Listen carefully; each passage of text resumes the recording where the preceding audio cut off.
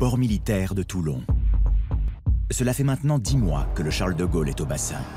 Objectif de cet arrêt technique, effectuer un check-up XXL après des années d'opérations en mer. En 10 mois, ce navire a déjà été en grande partie vidé, démonté. Un véritable défi relevé par les marins et les équipes de Naval Group, maîtres d'œuvre unique d'ensemble de ce chantier hors norme. Un porte-avions, c'est une piste d'atterrissage et de décollage qui est posée sur 2 centrales nucléaires, qui est posée sur un dépôt de munitions de plusieurs centaines de tonnes de munitions. C'est une ville de près de 2000 personnes. C'est finalement un concentré de technologie, mais aussi un concentré de compétences. La seconde phase du chantier commence. Elle va durer 8 mois.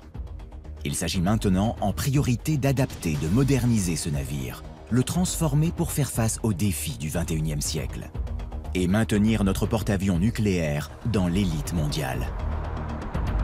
Les technologies que nous mettons en place aujourd'hui sont ce qui se fait sans doute de mieux dans un certain nombre de domaines.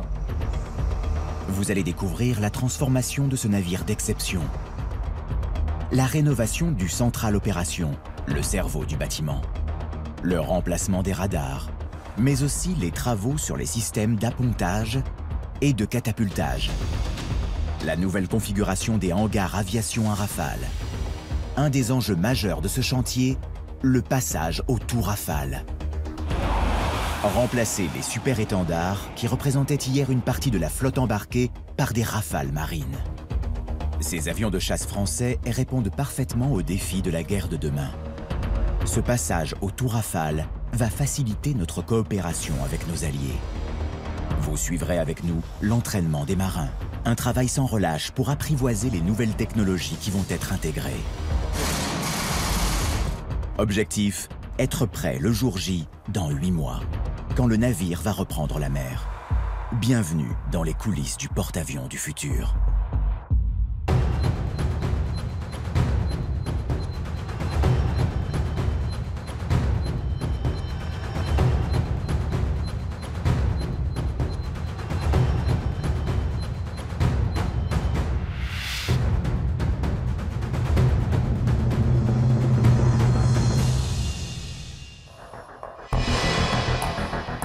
Les enjeux du chantier sont de taille. Depuis la construction du Charles de Gaulle à la fin des années 80, les technologies et les conflits ont incroyablement évolué. Tout est à revoir, remplacer, moderniser. C'est un bâtiment qui sera capable de mieux voir, mieux comprendre, mieux agir. Un pari fou qui au total va prendre 18 mois de travaux. Donc ce chantier, c'est 4 millions d'heures de travail, 160 partenaires, 200 000 tâches de travaux. Les équipes se passent le relais jour et nuit, je dis bien jour et nuit, de manière continue. Chacune a un sprint à courir, l'ensemble faisant un marathon.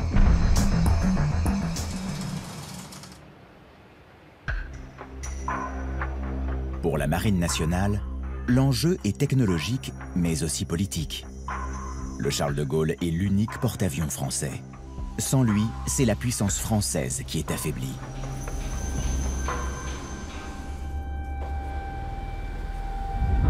Comme chaque semaine, le Pacha, autrement dit le commandant du Charles de Gaulle, Antoine de Saint-Germain, supervise les travaux. Les marins du porte-avions sont à pied d'œuvre, avec les équipes de Naval Group, le maître d'œuvre unique de ce chantier hors norme. Bon, alors, racontez-moi tout. Il y a suffisamment d'épaisseur de tôle pour... D'accord. Donc on remet en peinture, voilà, tout simplement. Les savoir-faire de nos marins sont à l'image de l'excellence française dans un certain nombre de domaines, et en particulier les domaines techniques. Dans les entrailles du porte-avions, ce sont des milliers de pièces et de locaux qui sont optimisés, agrandis, réaménagés. Le commandant vérifie qu'ils seront bien adaptés pour ces hommes. La tournée du commandant se conclut par le central opération. On parle du CO. Toutes les opérations militaires y convergent. C'est le centre névralgique du porte-avions. Il est bien à l'abri, situé plusieurs étages sous le pont. Armement, radar, échange d'informations avec les autres bâtiments. C'est ici que des ordinateurs spécialisés dits calculateurs centralisent les informations sensibles du bâtiment. Sur le théâtre des opérations, les marins doivent traiter de multiples paramètres en un minimum de temps. Une tâche impossible sans le CO. C'est au central opération, à l'intérieur du bâtiment, le cœur stratégique, le centre nerveux du bâtiment, que l'ensemble de cette coordination se fait. C'est en gros un cerveau, un logiciel, qui est le cerveau du bateau, et il intègre des informations qui peuvent venir des navires américains, ou réciproquement des informations qu'on fournit aux navires américains.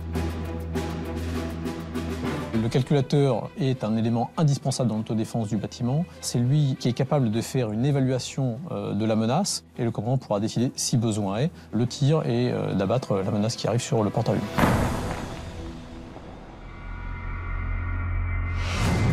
Dans un monde où tout peut basculer d'une seconde à l'autre, la modernisation du central opération est une priorité. Pour que le Charles de Gaulle puisse faire face aux menaces du futur, un bond technologique énorme est opéré. Une véritable opération de chirurgie géante. Les consoles, les meubles et post-opérateurs sont évacués. Des faux plafonds au plancher, tout est enlevé, arasé, décapé. Ce navire va être équipé des moyens les plus modernes. Le défi, faire face aux conflits du XXIe siècle. On est passé de l'âge du cuivre à l'âge de la fibre optique. Les communications vers l'extérieur passent au haut débit. Une étape qui a nécessité de changer des distances de câbles inimaginables pour les remplacer par de la fibre optique. Dans ce local technique que nous avons aménagé, vous avez un exemple d'armoire informatique TIC qui est installé, donc avec des équipements actifs qui permettent le raccordement des différents abonnés qui ont besoin de communiquer ensemble dans le bord, et tout le câblage qui dessert l'ensemble du bâtiment.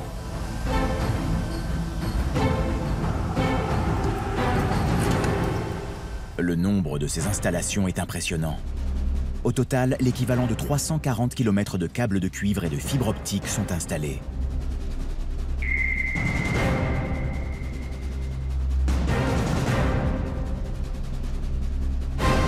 Pour les PCC, SAM, les lanceurs, Ouais. eux qui vont tuer carringage. Ça ou en dessous, il n'y a pas des baies qui vont en dessous? En dessous, c'est des BJ. Voilà. Dans le CO, les nouveaux équipements mis en place sont le fruit d'années de réflexion. Si aujourd'hui les nouveaux systèmes installés sont ultra rapides, ils doivent désormais être en mesure de lutter contre une nouvelle menace, le piratage ou cyberattaque. Les procédures pour pouvoir intervenir sur un système informatique du bateau ont été extrêmement durcies depuis le début de la modernisation. On ne peut pas aujourd'hui monter à bord avec une clé USB, avec un PC, sans avoir une autorisation de l'officier de sécurité informatique, qui aura passé systématiquement au SAS antivirus l'appareil qui va monter à bord. Pour contrer ces nouvelles menaces, les locaux ont été complètement repensés. Les ordinateurs, les écrans, les logiciels sont changés. L'accès à l'information et la rapidité des échanges avec nos alliés sont un enjeu clé pour rester à la pointe de l'élite mondiale.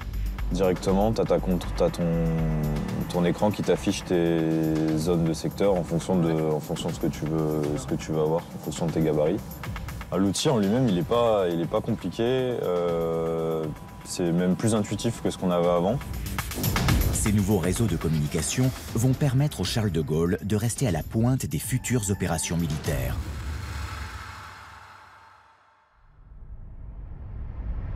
Il ne faut jamais oublier que le Charles de Gaulle est avant toute chose un aéroport flottant.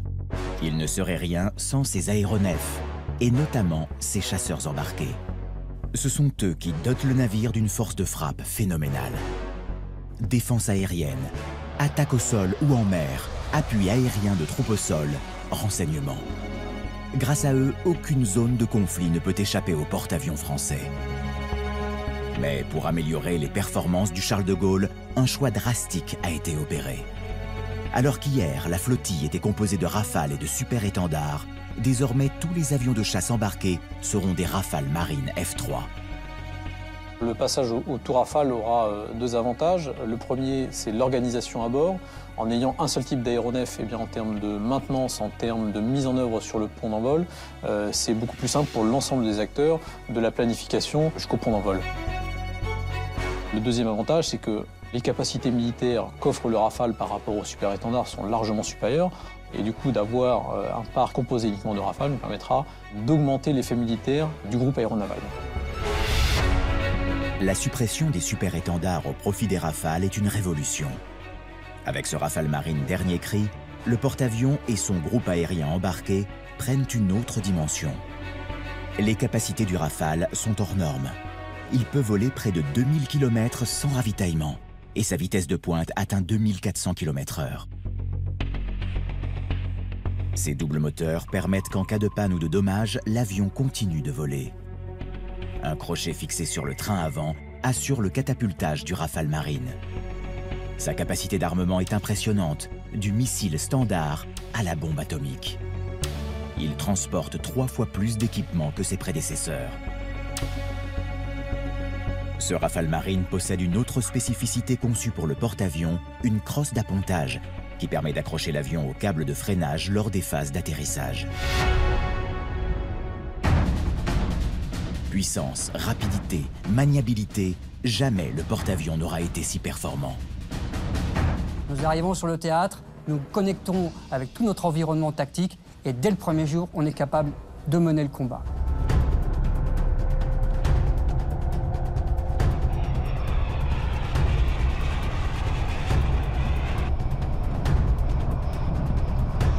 Les pilotes embarqués de Rafale sont formés de façon très spécifique.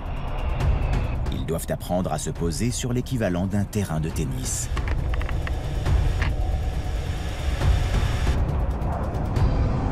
Passer de 240 km/h à l'arrêt complet sur moins de 80 mètres. Pour réussir cet appontage, ce bâtiment est équipé de ce que l'on appelle les brins d'arrêt, des énormes câbles qui traversent le pont. Ils sont bien sûr vérifiés lors du chantier.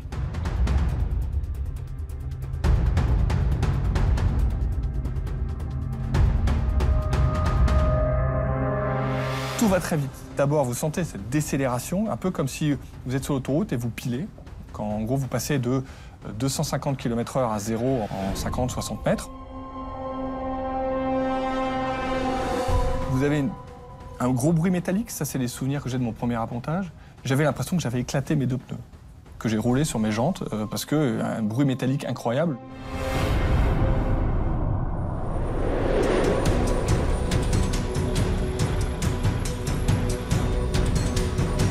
Dans le cas où le Rafale n'accroche pas les brins d'arrêt, il redécolle immédiatement.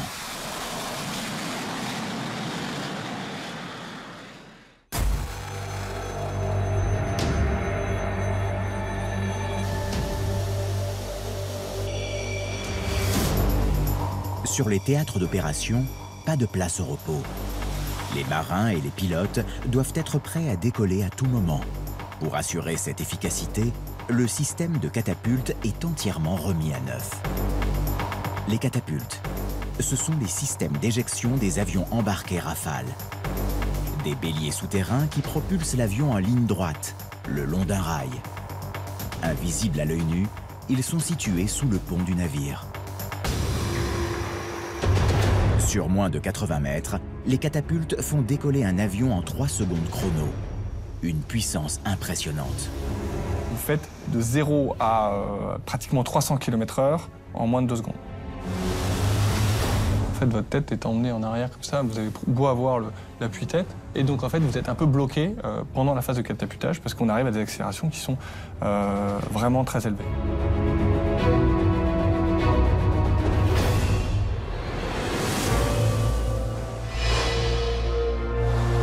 Avec cette modernisation, l'objectif est ambitieux. À plein régime, les catapultes vont pouvoir faire décoller un avion toutes les 30 secondes. Une force de frappe que seuls les Américains peuvent égaler.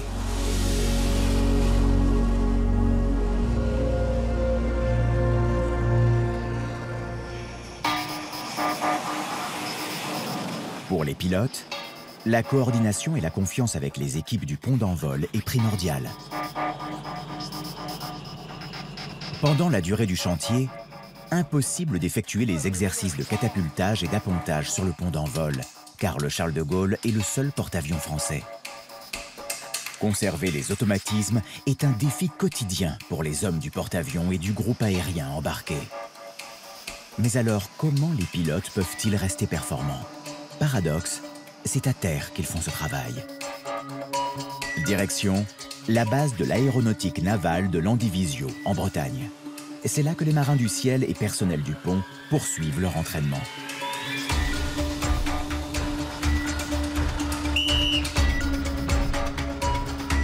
Des exercices avec au sol des lignes qui reproduisent à l'identique la taille et le marquage du Charles de Gaulle. Les pilotes s'entraînent à l'appontage simulé sur piste. Vous êtes sur une piste normale, mais vous suivez les procédures, les techniques de pilotage liées à un appontage, avec un officier d'appontage qui surveille tout ça et qui vous note à la fin de votre séance. Un véritable porte-avions en pleine campagne bretonne. C'est là que les marins répètent leurs manœuvres sur le pont, encore et encore.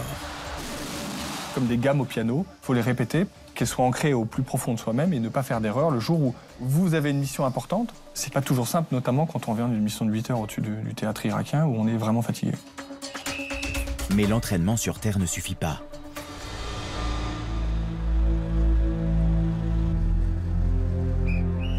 Pour retrouver un système de catapultage et de brin d'arrêt, les pilotes doivent aussi s'entraîner sur un vrai porte-avions.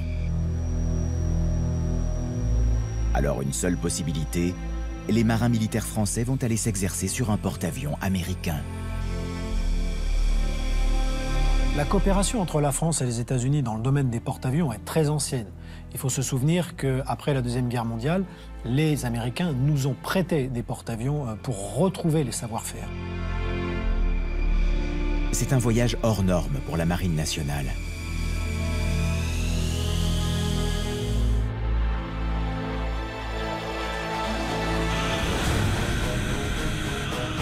Après une traversée de l'Atlantique de 6 heures et un ravitaillement en vol, les Rafales marines atteignent les côtes américaines.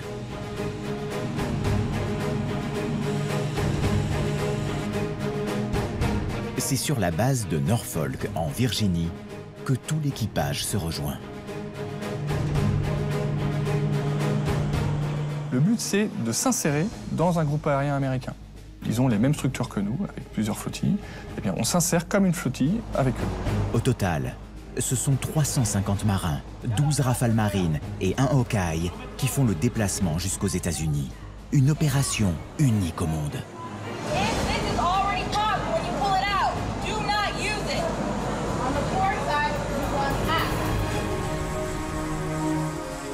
Le Rafale Marine français est le seul avion étranger autorisé à se poser sur les bâtiments américains. On est déployé pendant 15 jours à bord d'un porte-avions américain qui est dédié au groupe aérien constitué franco-américain. Voilà. C'est important parce que l'interopérabilité avec les Américains, c'est quelque chose de fondamental. Les pilotes français vont s'entraîner nuit et jour sur le porte-avions Bush, aux côtés des F-18 et Hawkeye de l'US Navy. Derrière cette opération d'exception, tout un symbole. Celui de la coopération française avec ses alliés.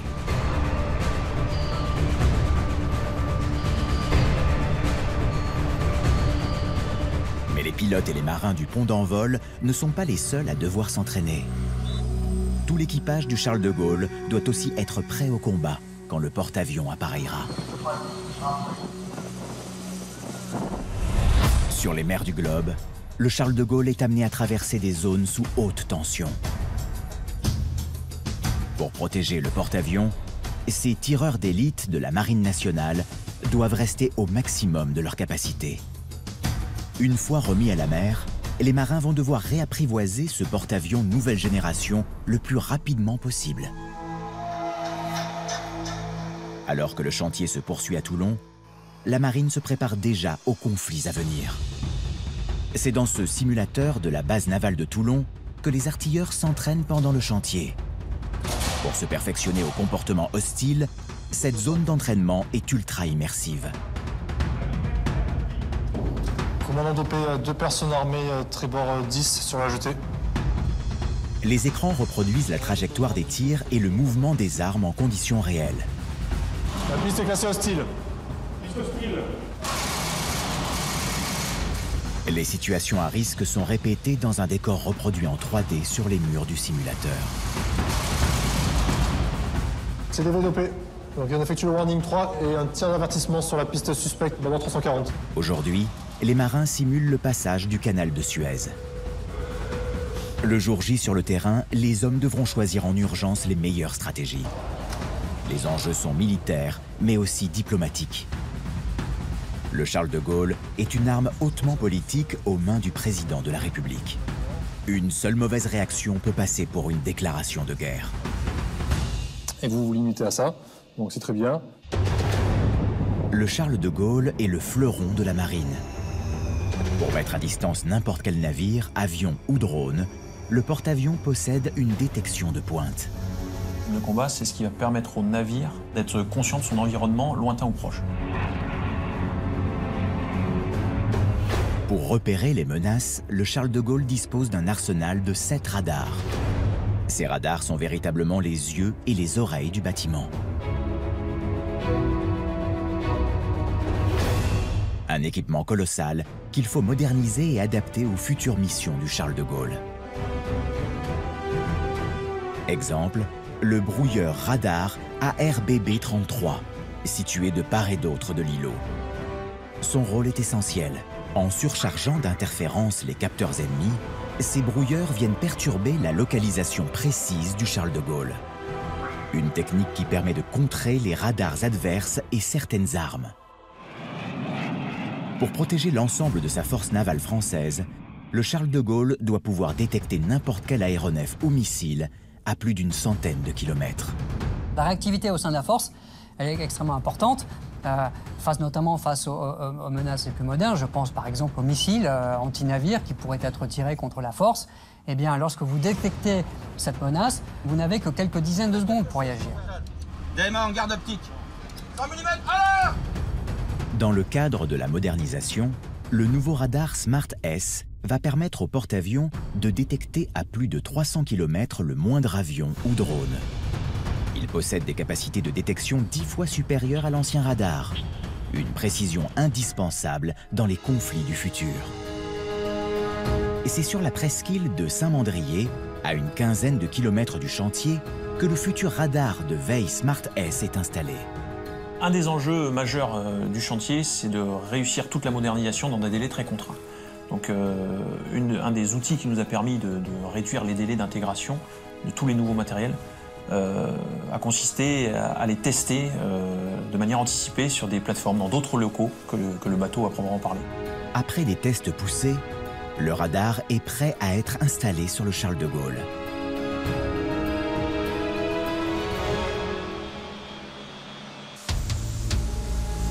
Avec une minutie d'horloger, les techniciens de Naval Group décrochent le nouveau radar de son support de transport. Il y a un axe là pour l'enlever.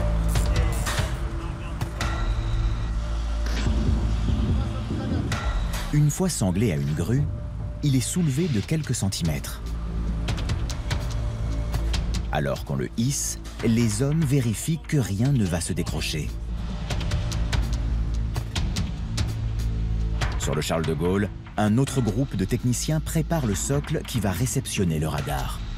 Pour installer le nouveau radar sur le bateau, il faut respecter un certain nombre de contraintes et d'exigences, notamment liées à son plan de pose, et qui peuvent aller dans un niveau de précision assez impressionnant, parfois au millimètre ou au dixième ou au centième de degré près.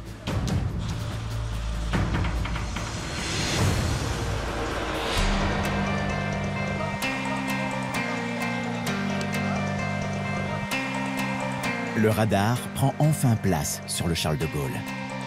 Une fois installé, il faut le régler pour finaliser la pose. L'antenne, il faut qu'elle vive, il y a un moteur, il faut la faire tourner, donc il faut l'aligner. Il faut rajouter des pièces mécaniques pour limiter les jeux. Il faut faire le branchement électrique pour faire tourner le moteur. Il faut vérifier que la tension soit la bonne tension qui arrive au bout du câble. Outre ses capacités techniques, ce radar présente un autre intérêt non négligeable pour le porte-avions. Si on prend le dernier radar qui date d'il y a une trentaine d'années, il y avait pour fonctionner une quinzaine de baies. Donc des baies, c'est des grosses armoires bourrées d'électronique. Et maintenant, la nouvelle installation qui arrive pour le remplacer, c'est juste 2 baies et un petit module de réfrigération. Donc le radar aérien ancienne génération qui devait prendre environ 60 à 100 mètres carrés de locaux cumulés sur plusieurs ponts, là on en arrive finalement à prendre plus que 20 mètres carrés.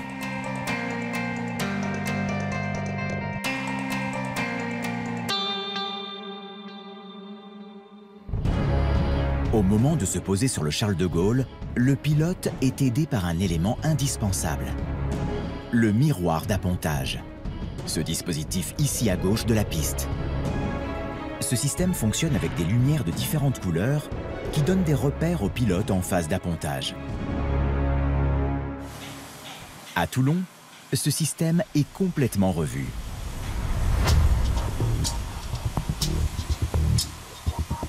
L'ancien miroir et sa plateforme ont été entièrement démontés.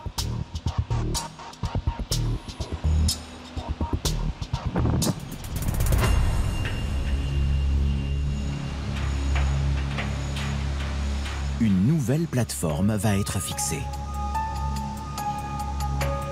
L'opération est délicate. Cette immense pièce rouge est extrêmement lourde, plus de 8 tonnes. C'est elle qui va permettre d'accueillir le nouveau miroir d'appontage. Avec les officiers d'appontage toujours présents sur le pont d'envol, c'est l'outil qui permet de guider le pilote pour se poser. Une lampe géante qui diffuse 2 signaux, une lumière jaune au centre et à l'horizontale, un alignement de lumière verte. Elles permettent au pilote d'ajuster sa trajectoire. Une fois la lumière jaune alignée avec les lumières vertes, le pilote sait qu'il est en bonne position pour apponter.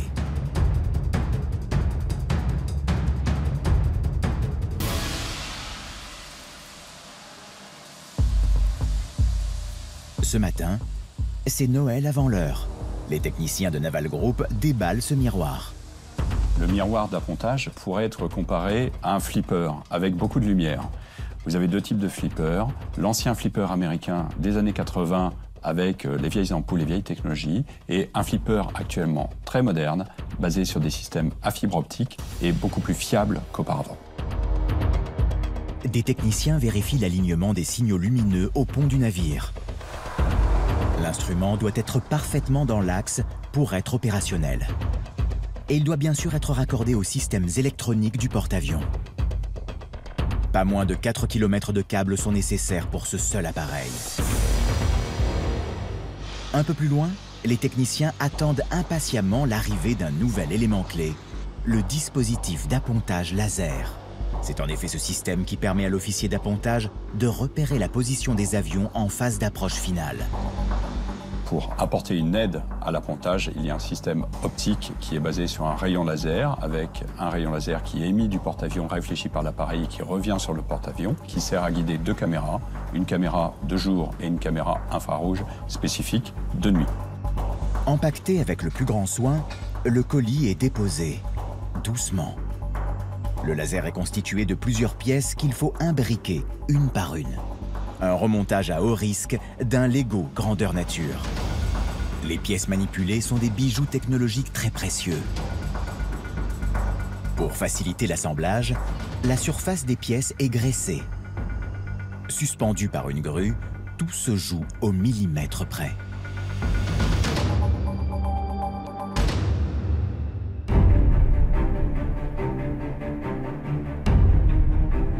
En cas de mauvais temps, apponter sur le Charles de Gaulle est une opération difficile.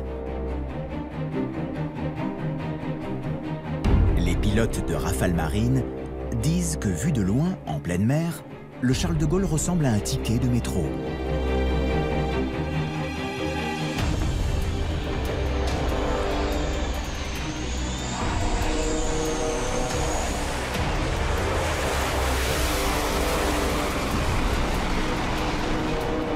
Sans oublier bien sûr que les appontages se font aussi de nuit.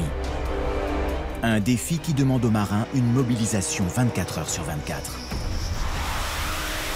Un porte-avions lance ses avions et récupère ses avions à peu près face au vent. Ce qui signifie que le porte-avions passe son temps à faire des demi-tours, des quarts de tour. Donc toutes ces évolutions sont des facteurs de déstabilisation de la plateforme, de mouvement de plateforme, qui compliquent énormément le travail sur le pont d'envol. L'une des difficultés, c'est d'avoir un pont le plus stable possible.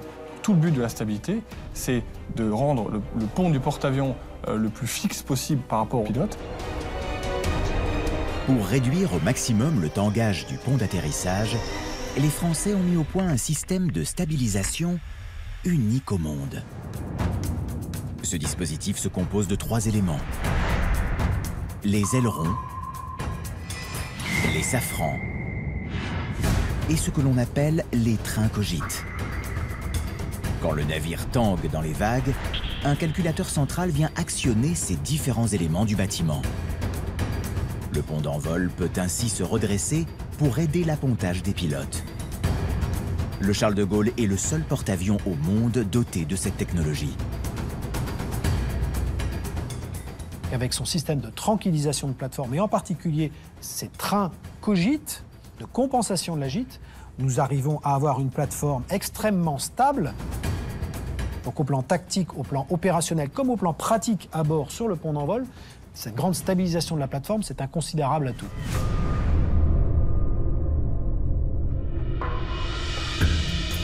Ces trains cogites, aujourd'hui suspendus à des grues, sont essentiels à ce système de stabilisation.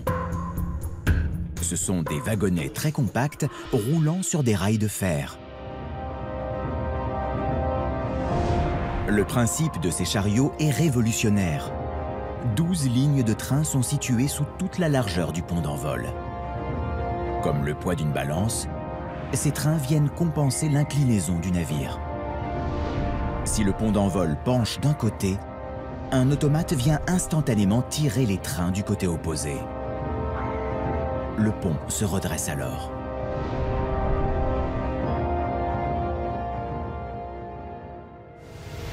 Un total de 144 pièces sous le pont d'envol du bâtiment.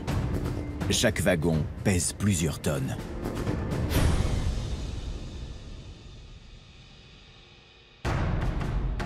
Lors des déploiements de l'armée française autour du monde, le Charles de Gaulle est un levier diplomatique puissant. Avec cette modernisation XXL, le Charles de Gaulle continuera d'agréger autour de lui d'autres forces navales, françaises, mais aussi étrangères. Un leadership militaire qui repose sur un atout central, sa propulsion nucléaire. Lors des missions sur toutes les mers du monde, plus besoin de se ravitailler en carburant pour la propulsion du bateau, comme pour ses prédécesseurs, le Foch et le Clémenceau. En tant qu'utilisateur du Charles de Gaulle, j'apprécie beaucoup sa propulsion nucléaire. Parce qu'elle dégage énormément d'espace, puisque nous ne sommes pas obligés d'emmener du carburant pour faire transiter le bâtiment. Et lorsqu'il transite à des vitesses importantes, 20 nœuds, c'est-à-dire 40 km/h, ça consomme beaucoup de carburant.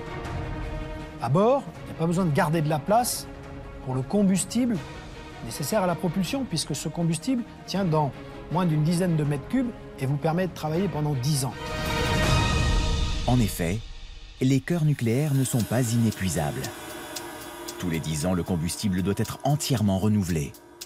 Et c'est lors de ce chantier que cette opération est menée. Les centrales nucléaires du porte-avions qui servent à produire l'énergie sont comparables à une batterie. Nous sommes, il y a une dizaine d'années, partis avec des batteries qui étaient chargées à 100%. Nous ne sommes pas en mesure, en revanche, de les recharger. Et arrivé à zéro, il faut changer de batterie. C'est quand même assez formidable ce qu'on fait, ne faire que tous les 10 ans.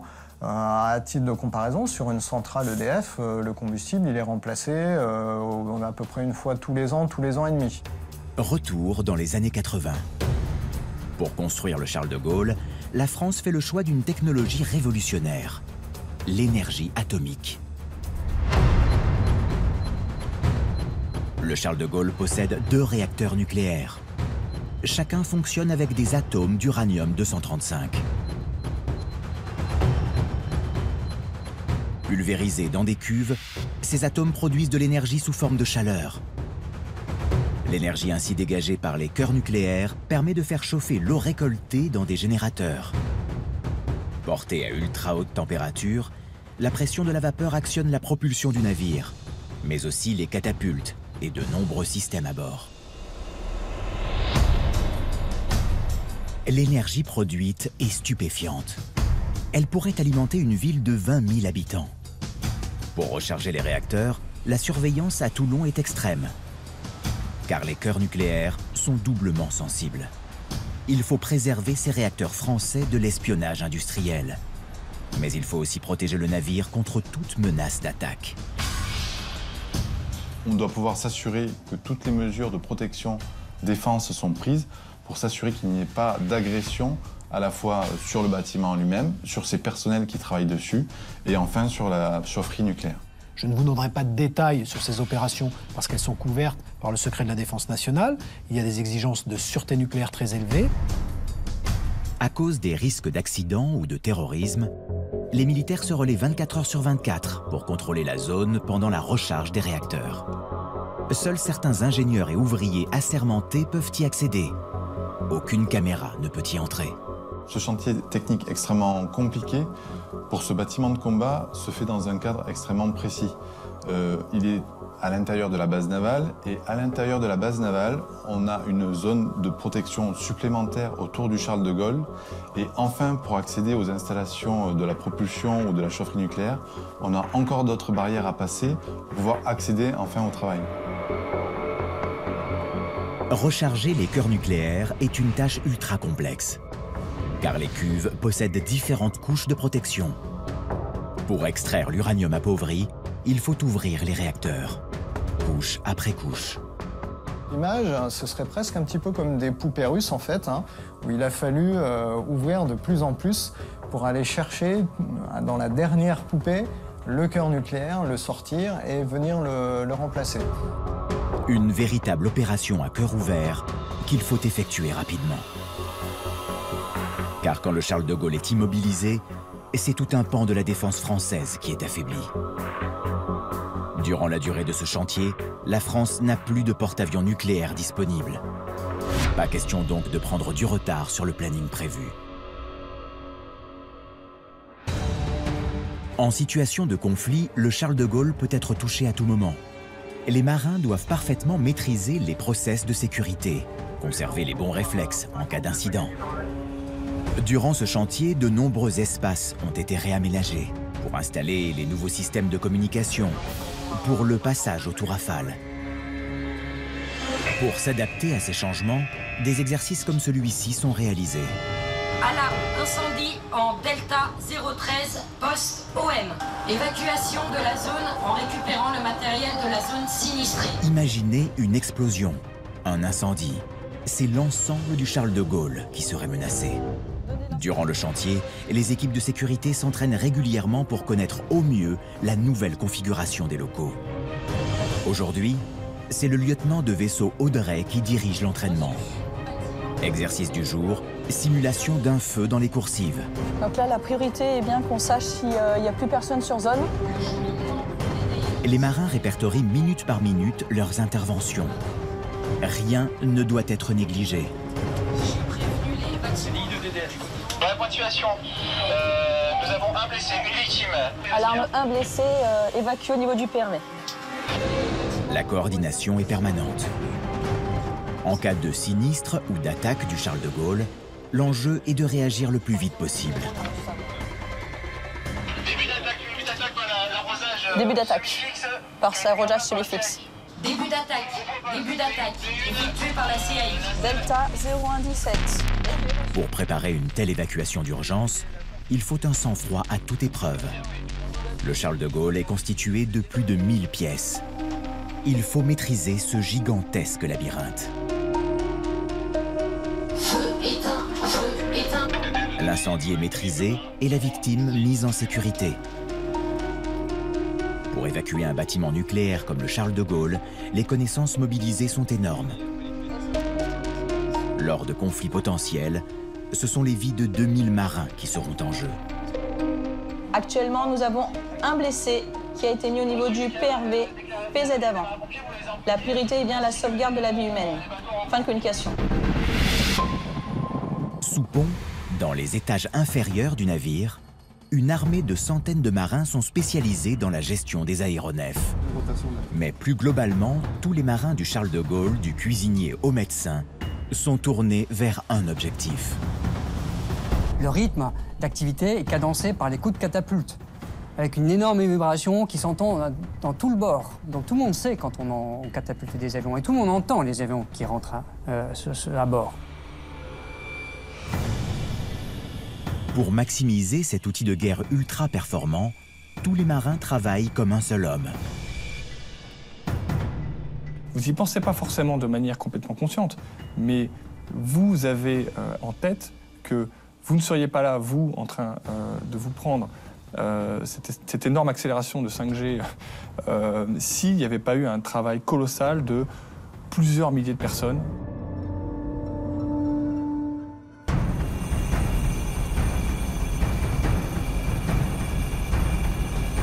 C'est dans ce hangar que va être abritée ce qu'on appelle la chasse embarquée, cette flottille de rafales marines. Le hangar, une immense pièce située sous le pont d'envol.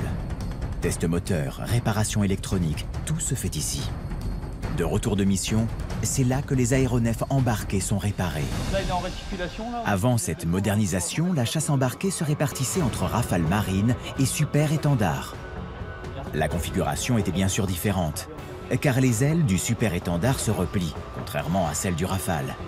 Il faut donc adapter les espaces. Finalement, quand on le met dans un hangar ou sous le pont d'envol, il prend plus de place. Et puis il est surtout plus massif. Autre différence, le Rafale est bimoteur, contrairement au super étendard. Du coup, ce ne sont plus un, mais deux moteurs qu'il faut désormais contrôler et parfois même remplacer. Quand il faut dépanner un avion, il faut de la place et il faut pouvoir y accéder relativement facilement pour gagner en efficacité et qu'il soit disponible le plus vite possible. Dès qu'on sera en mer, on va profiter de voir si toute l'installation du banc d'essai réacteur et le système informatique vérifié qu'il soit bien fonctionnel. Une des grosses opérations a été la refonte des ateliers moteurs afin de les adapter au passage au tout Rafale. Précédemment, il fallait traiter deux types de moteurs, les moteurs du super étendard et les moteurs du Rafale. Désormais, on est exclusivement à même de traiter les moteurs du Rafale, le M88. Lors d'interventions en territoire ennemi, aucun avion n'est à l'abri d'une attaque et d'une avarie. Pour changer et tester les fameux moteurs de Rafale, les M88, un bloc opératoire géant a été mis en place. Il permet de disséquer les Rafales après leur retour de mission. Nous avons le bâti dédié aux opérations de visite du moteur. Et nous avons ici la chance d'avoir un moteur M88 positionné sur un autre bâti de maintenance tel qu'on pourrait l'avoir en conditions opérationnelles.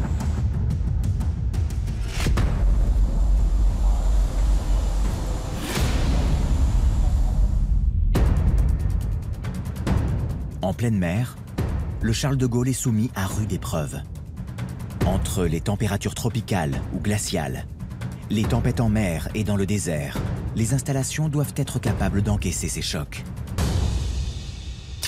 Et les nouveaux équipements, radars dernier cri, calculateurs, câblage en fibre optique, devront tenir le choc les 20 ans à venir. Un des éléments les plus compliqués à gérer, c'est la chaleur. En mer, la température dégagée par l'ensemble des installations est colossale. Pour éviter la surchauffe des équipements embarqués, le navire est équipé d'énormes frigos air. Aujourd'hui, des tauliers et des soudeurs découpent la carcasse pour extraire ces frigos air. L'opération est lourde. Le Charles de Gaulle possède une double coque de plus d'1 mètre d'épaisseur. Percée, taillée, déformée, usée par la mer, la double coque du Charles de Gaulle a été malmenée. Il faut que la coque protège les nouveaux instruments du Charles de Gaulle pendant plus de 20 ans. 2 décennies passées à sillonner les mers ont laissé des traces sur le porte-avions.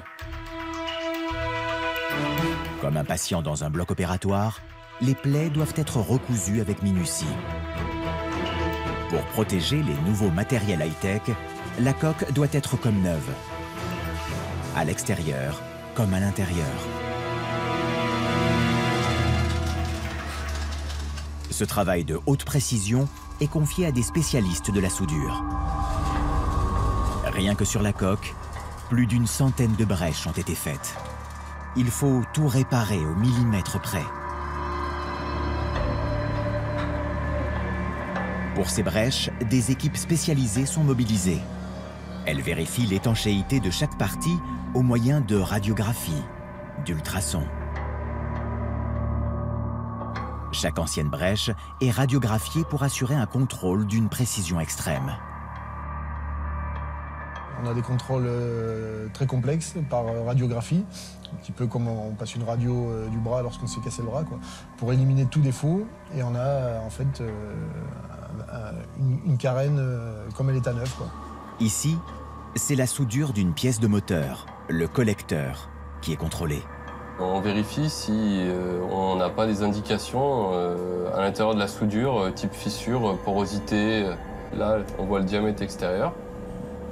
Là, ici, en blanc, l'épaisseur du collecteur. Là, ici, la soudure. Et là, l'intérieur du collecteur. La bande sombre, c'est du vide, en fait. Une fois remis à l'eau, la coque du Charles de Gaulle devra résister à toutes les mers du globe pendant les 2 décennies à venir. Ce chantier, qui au total aura duré 18 mois, s'achève dans quelques semaines. Nous sommes dans la dernière ligne droite. Reste une étape hautement symbolique, la remise en place des ancres du Charles de Gaulle.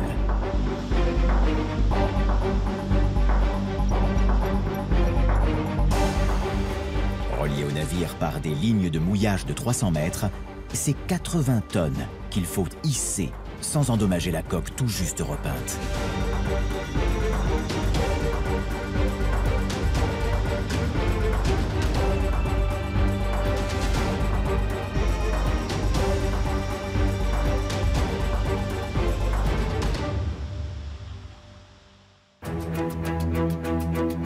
Tandis que les derniers coups de peinture sont posés, une réunion se prépare.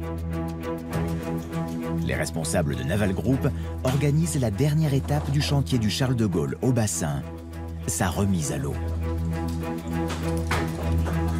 Alors qu'aujourd'hui on est en journée normale, demande en 2-8. Les visages sont tendus. Ce sont les derniers instants du porte-avions en cale sèche. Par nature, un bâtiment à quai au port est plus vulnérable. Un bâtiment, il est fait pour être en mer, en particulier un bâtiment de combat, il est fait pour être en mer, pour être mobile, pour pouvoir jouer de sa capacité à se déplacer, pour pouvoir conduire des missions. Le porte-avions Charles de Gaulle est unique en France. Et donc l'arrêté pour mener ces opérations d'entretien a un coût opérationnel puisque pendant 18 mois, le porte-avions est totalement indisponible, donc n'est pas prêt à pouvoir intervenir en fonction de là le pouvoir politique le décide. La défense française a un besoin urgent de retrouver son unique porte-avions nucléaire. Le temps presse. L'inattention d'un seul des ouvriers ou marins pourrait reporter la sortie du bâtiment. Pour éviter tout couac, Jean-Nicolas, le responsable des opérations de remise en eau du bassin, s'assure que chacun a bien en tête tous les éléments de la manœuvre de la journée. Tout a été planifié dans les moindres détails. Bon, ouais, voilà. Bonne journée à tous.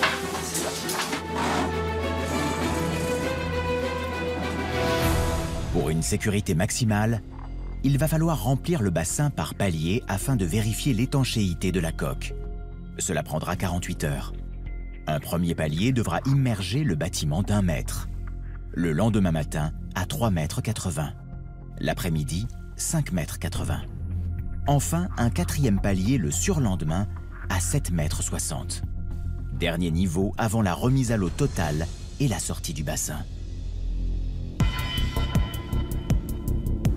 Pendant la remise à l'eau partielle, le Charles de Gaulle reste sous perfusion. Parce que l'objectif en fait qu'on a, c'est que quand on va décider la mise en flottaison du bateau, donc théoriquement à mercredi soir, et ben là on ne reviendra pas en arrière. Le but de la manœuvre, s'assurer qu'il n'y ait aucune voie d'eau. C'est au niveau des tuyaux d'alimentation, les flexibles, que tout se joue. Tous les flexibles d'alimentation sont encore connectés, permettent toujours d'amener l'eau de mer depuis l'extérieur vers le bateau. Donc tous ces flexibles ils vont rester connectés pendant toute la mise en eau partielle. Ce n'est qu'au 4e palier que les flexibles seront déconnectés du navire. C'est une marge de sécurité qui permet de garantir que le bateau reste bien posé sur sa ligne de thym. C'est un niveau qui est intéressant parce qu'il permet de garder le bateau posé et en même temps tout est fonctionnel sur le bateau. Une fois le remplissage commencé, Plus de retour en arrière possible. À leur poste, les techniciens de Naval Group retiennent leur souffle. Le remplissage commence. Un torrent d'eau de mer remplit le bassin à une vitesse hallucinante. Pour sortir le poids monumental du porte-avions, c'est l'équivalent de 47 piscines olympiques qu'il faut remplir. Rappel pour la fermeture au niveau bassin.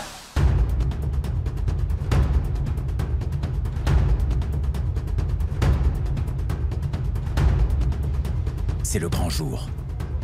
Le bassin est rempli. Il reste encore à guider le Charles de Gaulle vers le port. Bon allez les gars, on va sur le quai. J'appelle base navale.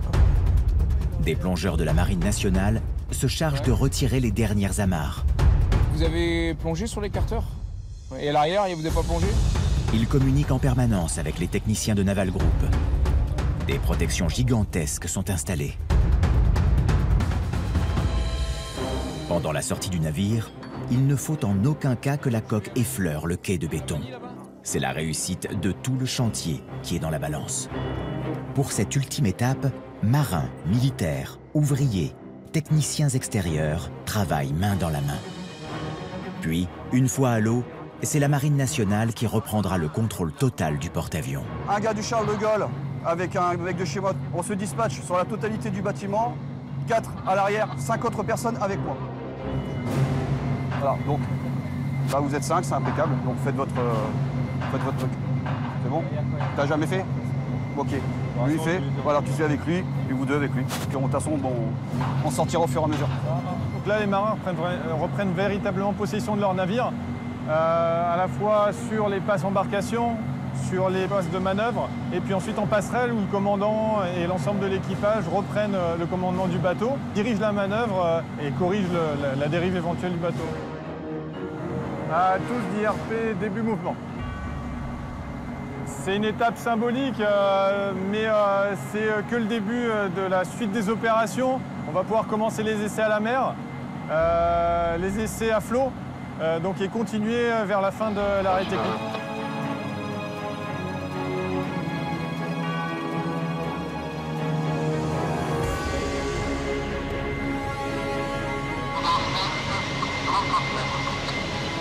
Lorsque le Charles de Gaulle retrouve l'élément liquide, c'est comme un malade qui sort de l'hôpital. C'est une forme de résurrection. On retrouve son milieu naturel.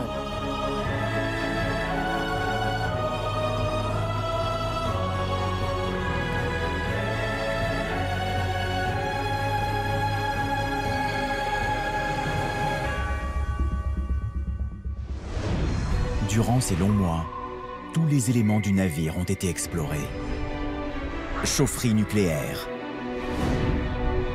système de stabilisation, dispositif d'aide à l'appontage, technique de catapultage des rafales, un radar militaire, système de propulsion, mais aussi les hangars et le CO, centre névralgique du porte-avions. Pendant 18 mois, le Charles de Gaulle a été revu de fond en comble. Et cette gigantesque révision a mobilisé des compétences partout en France. Brest, Nantes, Angoulême, Lorient, Cherbourg, Toulon, des milliers de spécialistes ont été sollicités pour mener à bien ce chantier. En Bretagne, comme aux États-Unis, les pilotes de Rafale de la Marine nationale se sont préparés au retour du porte-avions. Après 5 ans de préparation, puis 18 mois de travaux, le plus grand chantier de France s'achève. Pensé à la fin des années 80, le Charles de Gaulle est complètement refondu. Une prouesse technologique unique. Une nouvelle vie redonnée à ce navire de légende. Avec cette modernisation hors norme, la défense française est prête à entrer dans une nouvelle ère. Celle du XXIe siècle et des conflits de demain.